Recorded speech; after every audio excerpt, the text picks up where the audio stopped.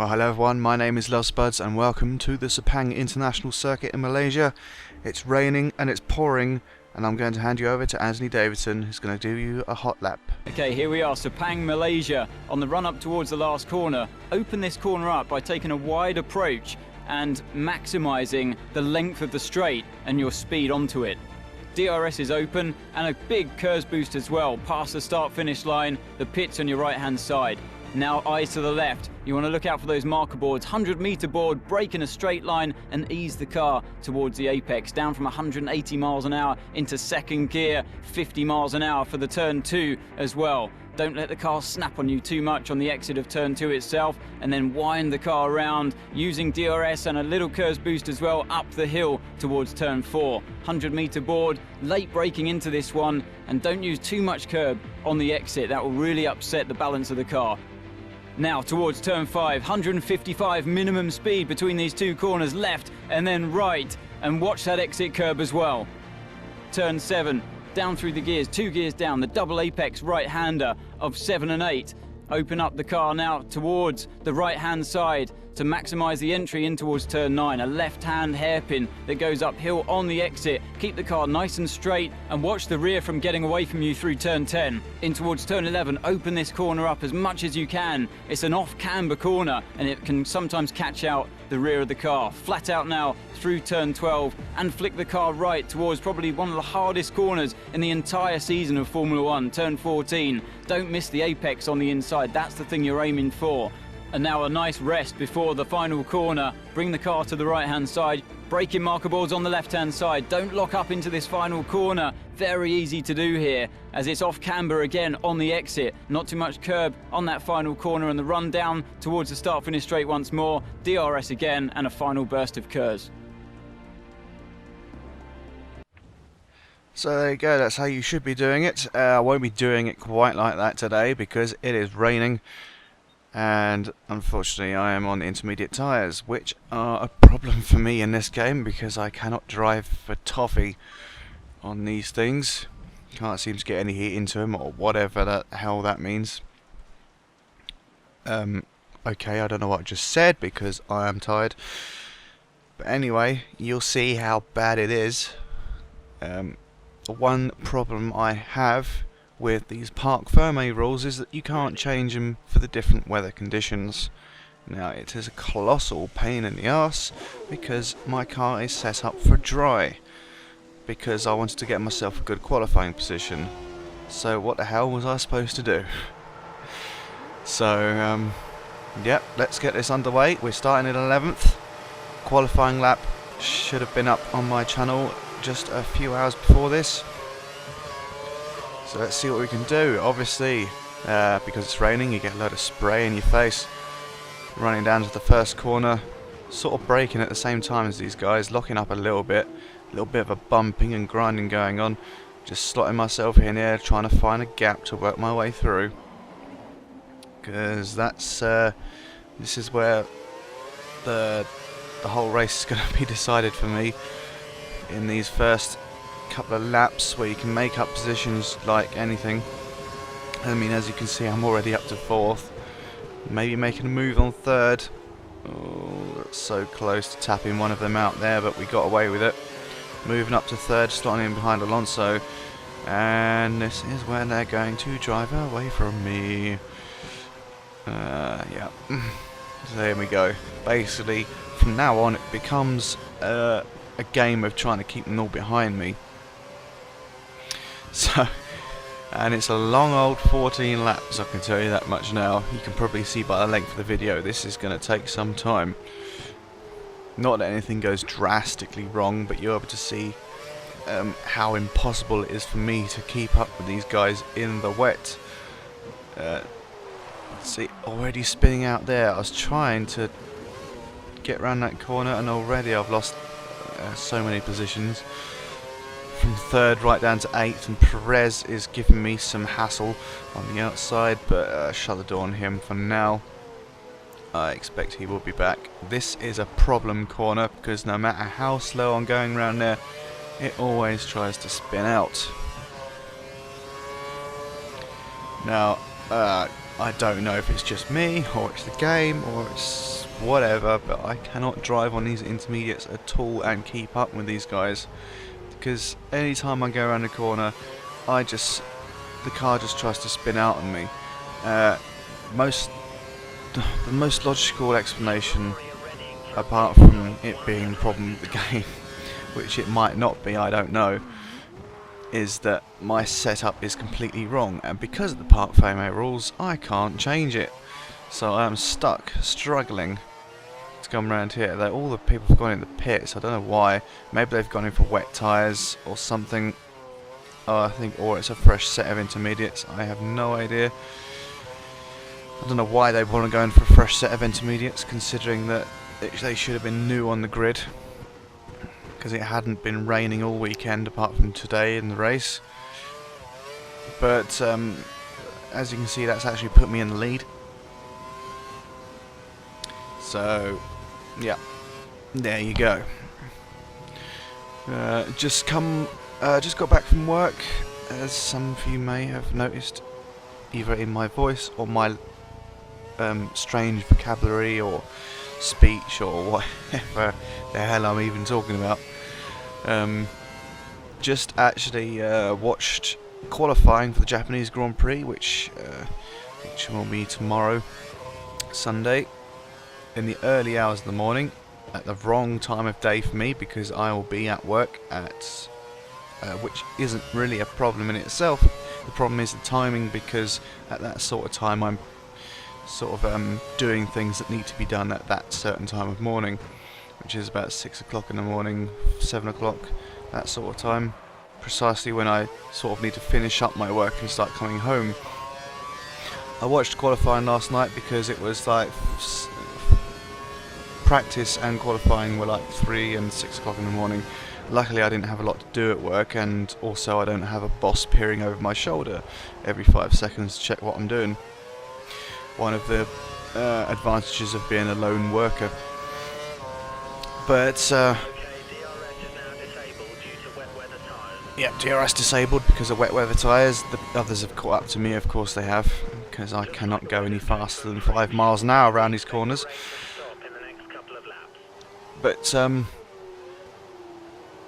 yeah, Vettel's grabbed another pole to add to however many he's got now in his career. It's probably about 20 something, it's probably coming up to 30s maybe.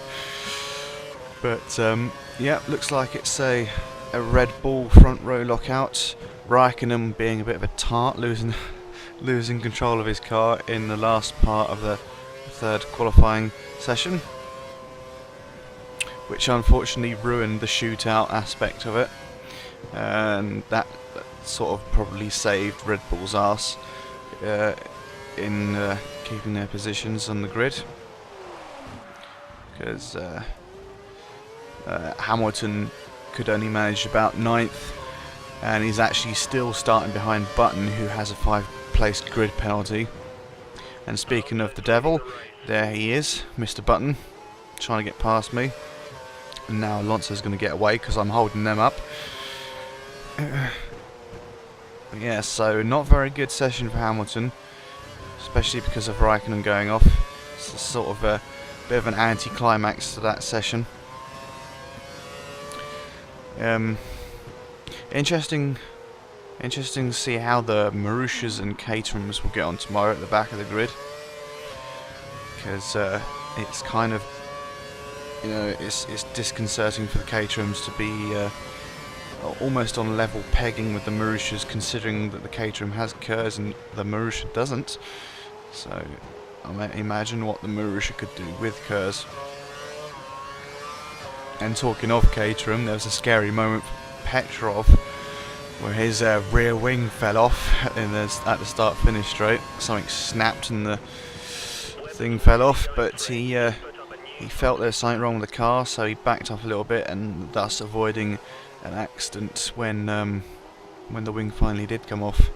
So it's a bit of a scary thing to happen, especially if it happened a few corners earlier, in the 130R corner. That could have ended up in a big crash, but luckily no one was hurt. Hopefully they'll look at that in some detail before the race tomorrow. gone off on a bit of a camber there. I've forgotten what I was talking about originally. Yeah. So the lineup for tomorrow is Vettel on pole, Webber second, Kobayashi manages to get it in third, which is a very good result for the Japanese driver on home ground. Because of Button's penalty, Button originally qualified third, but he takes his 5-place grid penalty for his gearbox change. Hopefully Kobayashi won't fluff up his starts like he seems to do when he's at the front end of the grid, and hopefully he won't get taken out by a stray Lotus in the name of Grosjean, who incidentally starts in 4th. Prix, the future McLaren driver, who starts in 5th, Alonso's in 6th.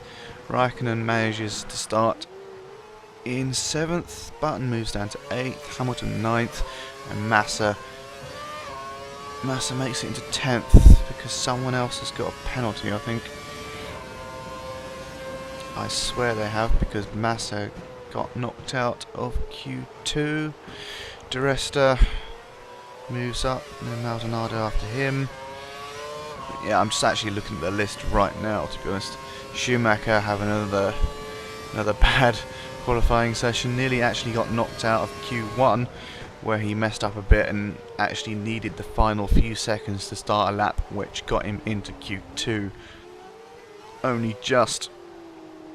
And Bruno Senna, the man whose car I'm driving on this game, his lap got ruined by Jean-Eric Vergne in the final chicane, so he ends up starting 18th or 17th. It remains to see if any action will be taken against Vergne, because he actually currently is starting in 17th. We'll have to see what position he actually ends up in. He could get a penalty which moves him back down to the near the back of the grid with Schumacher, who actually has also got a 10-place, I think it's a 10-place grid penalty for actually running into the back of Jean-Eric Vergne in Singapore. And again, speaking of the devil, here is Schumacher. That's two coincidences in one video. Trying to make a move on me there, but I actually out-braked him somehow into that corner. There's not a lot I can do on these tyres. They don't actually seem to work in any condition for me. They didn't work at the start of the race, they're not working now, and later on when the track dries up, it actually just gets worse. And the trouble is, if I do pit, then I'm going to lose so many positions, because the AI, although they are more aggressive in this game than they were last year, they still will not go past. I mean, you know, you wouldn't blame them sometimes with the way I'm sliding across the track in front of them, but unfortunately it means I'm going to have to stay out. I could switch to dry tyres by the end, but yeah, I was just trying to find some way of getting these intermediates to work, but they never get to the point where it's any good. I think there may have been about half a lap where these things actually gripped to the road, and even then the back end is sliding out. So I'm trying to keep it on, not on, well, I'm trying to keep it on the road, but I'm trying to keep it out of the pits to maybe go the whole way on these tyres. It's going to be a bit of a challenge, and you see by the end it gets really bad, because no way should you ever use wet or intermediate tyres on a dry track. That's just a big no-no, considering how fast they'll go away from you, and they'll fall off the cliff dramatically, especially as they're not designed to do any dry running whatsoever. Yeah, you can sort of see how tentatively I'm going around these corners. It's amazing I'm still in third and haven't completely gone off the track into the barriers yet. But still, I mean, as you can see, since Button overtook me, he's already got the gap up to 18 seconds, and it's not a mistake. That really is 18 seconds, and you can see how easily Hamilton got past me there. And considering I think he was on the same tyres. If I'll get a very close look here. Yeah, he's also on the intermediate tyres. It just shows how the AI can actually manage to keep it on the track so easily compared to me. And, you know, you gotta wonder if the AI were allowed to, you know, change their setup between qualifying and a race, because there's no way they could have been that fast in qualifying and be this fast on the track as well. I don't know if that's just me. If someone can correct me or tell me otherwise, they're welcome to in the comments. But this race was quite frankly a bitch for me.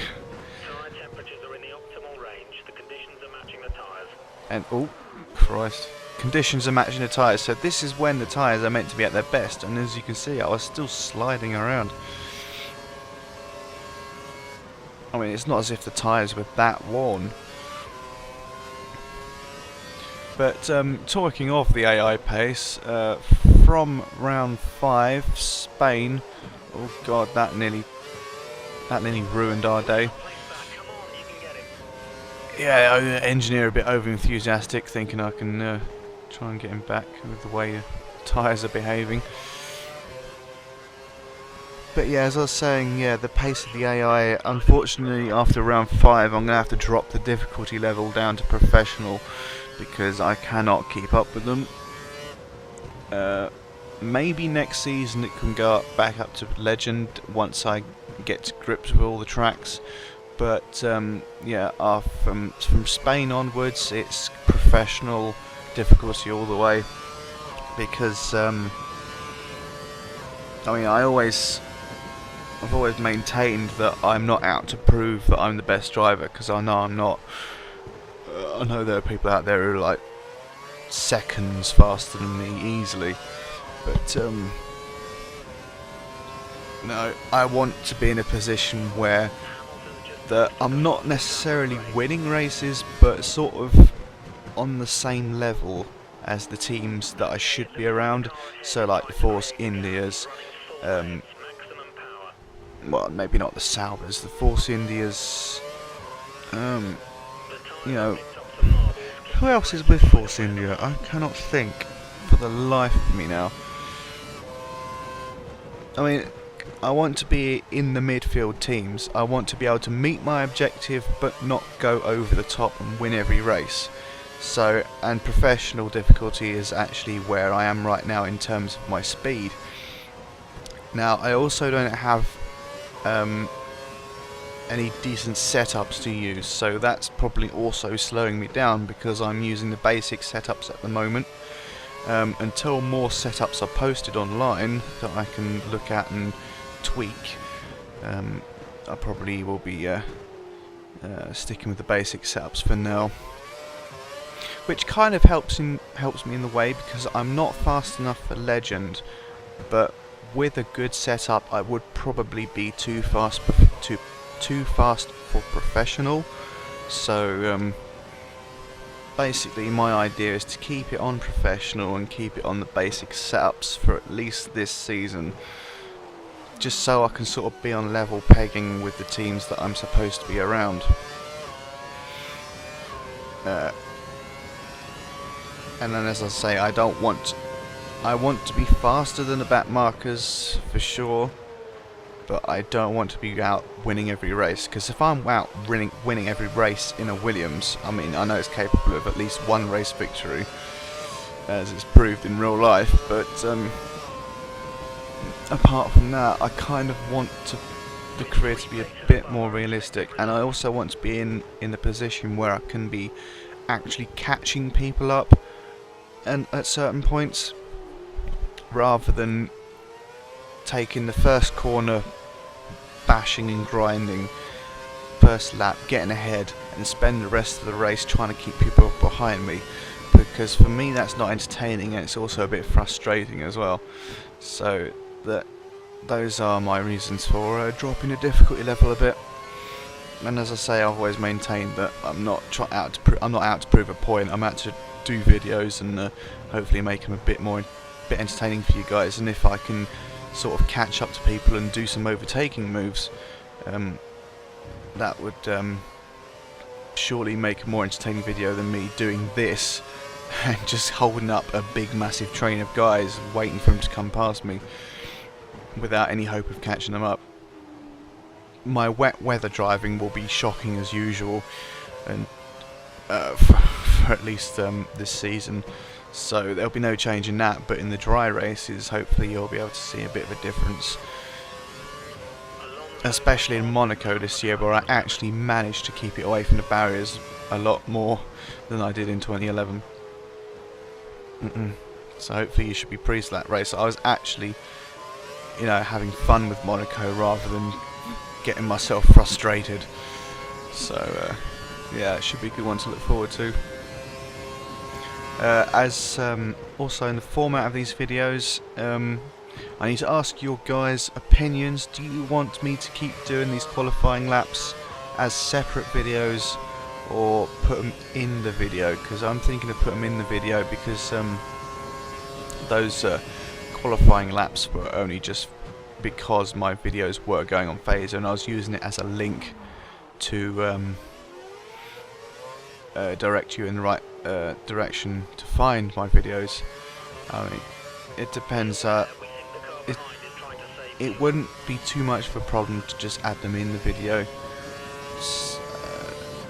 but I want to hear your guys' opinions on it. I mean, are you that bothered about seeing qualifying, or do you just want to know the time, or do you want none of that and just want the race? I mean, I don't mind either way, but I mean, the qualifying laps are there, they are recorded, so if you want to see them, it's up to you. It would probably save me uploading 2 videos instead of 1 if I put them all in one video, but yeah, as I say, up to you. I don't mind either way. I like making these videos, so it's all good for me. And speaking of videos, to get back to this one, which I haven't really spoken that much about apart from my complaints with the tyres. As you can see, the track has dried out quite considerably, and now I have literally no grip. And yeah, as I say, the problem is with pitting now, and you know, knowing that I probably wouldn't be able to catch up before the end of the race, is that if I pitted now, I would drop well below my objective. See, I saw a quick flash of it there. I would have rejoined in 14th, 15th, and that would have been quite a struggle to get back up to 9th with cold tyres. And to be honest, I'm not even sure I can't actually tell, but they might have pitted in for dry tyres. I know the front runners have, or people are pitting, so they must be going in for dry tyres. I've already ruined this race enough as it is, so you know, I'm just staying out there, keeping people behind me and trying to get those well much needed points after the showing at Australia, where I missed out my objective by about 1 place, I think it was. But yeah, and there you go, got completely no grip whatsoever. And they're on intermediates as well. How are they not... well, Hulkenberg is on intermediates. How are they not sliding around like me?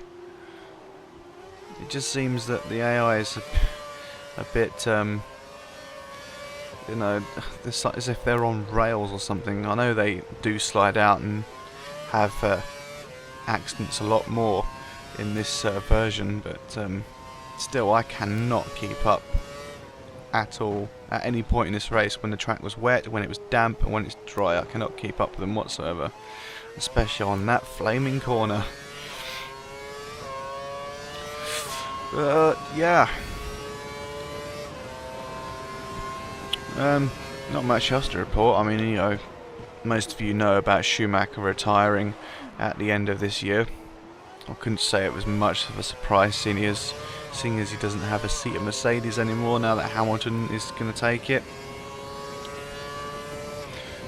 He says he doesn't have the motivation. Well, he probably lacks the motivation and energy to go on anymore. I mean, fair enough. He's he's in his late 40s now, I think. I'm not entirely sure.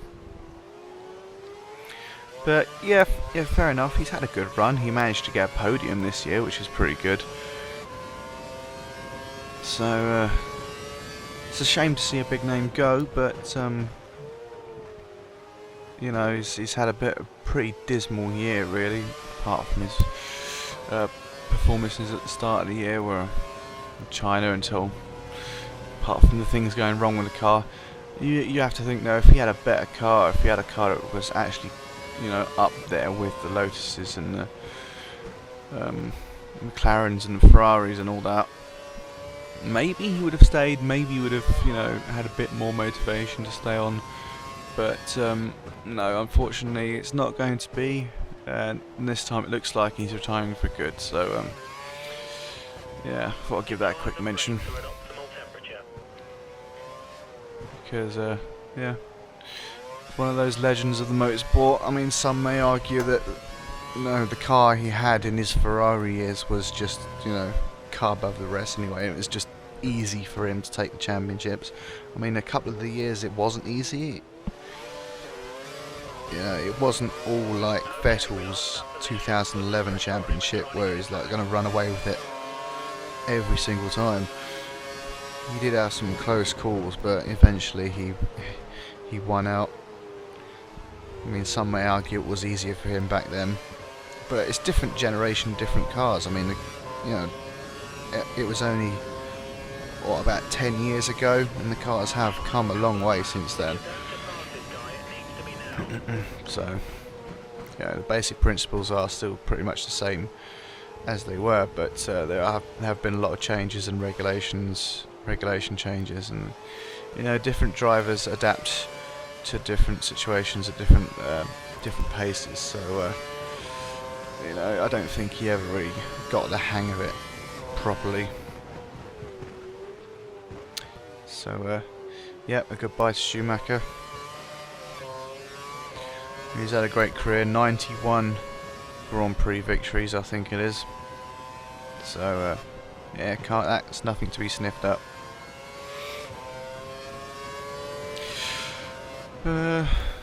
Well, geez, one, I've forgotten what I've been rattling on about most of the time. I'm just going to use my tiredness excuse to good effect. Wow, Vern is in 7th. I think it's a little bit of a topsy-turvy Grand Prix. I think Maldonado got himself in trouble again, which is why he's hovering around the back there. I think consistency is definitely key, especially if Maldonado's your teammate, because he is quite aggressive in this game.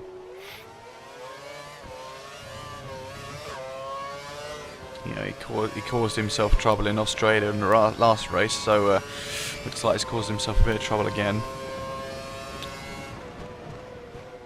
And yeah, the more times we can finish in front of him, the better, because we know damn well he's actually faster than us, really, in the race. Even though I didn't have qualifying this time round.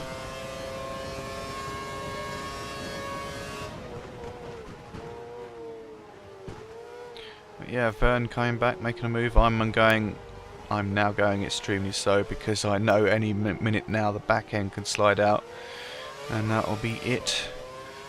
And I'll drop another place.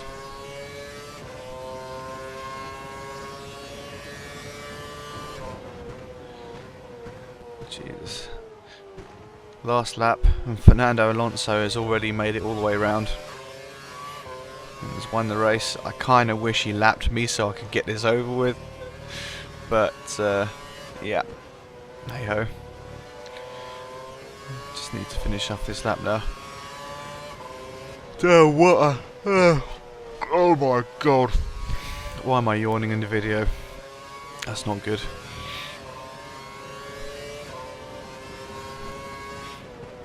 To be quite frank, I don't know how I managed to keep this 6th place. But I think it's mainly because I didn't pit at all. and that's probably the first race in this game or the last game where I've never actually pitted the car. So the tyres must be in the right state. Although apparently the tyre wear is quite different in this game. I think it's you know, the tyre wear is the same across the board, so it sort of wears away at the same rate as it would in a 100% race, which is kind of weird for the people who actually do like 25% races like me, because they're used to the tyres going off a bit quicker and then having less grip and all that jazz. But yeah, that's not a debate I really want to get into. You can probably find all that stuff on the Codemasters forums, people bitching about it and people saying how it's fine. I mean, personally, I couldn't care less. I mean, as long as I'm enjoying the game, it's all that matters to me. So, there you go, a 6th place finish. That's the best I can manage. Fernando Alonso winning the race just like he did in real life. And Sebastian Vettel finishing down in 21st, past of Maldonado, ended up in 22nd. Not a good race for him at all, so it's a bit of a topsy-turvy grid there. So in Drivers' Championship, Fernando is leading with 43 points, followed by the 2 McLarens. Grosjean is in 4th, and me and Lister Love Spuds is in 10th or 11th, was that? 10th. 10th, got some points on the board. McLaren leading the Constructors' Championship though, with Ferrari behind them. Williams have moved up to 7th, thanks to my points scoring. So yeah, there we go. So all that remains for me to say is join me next time for round 3, China, Shanghai, and hopefully it'll be a better race than this one. So see you next time.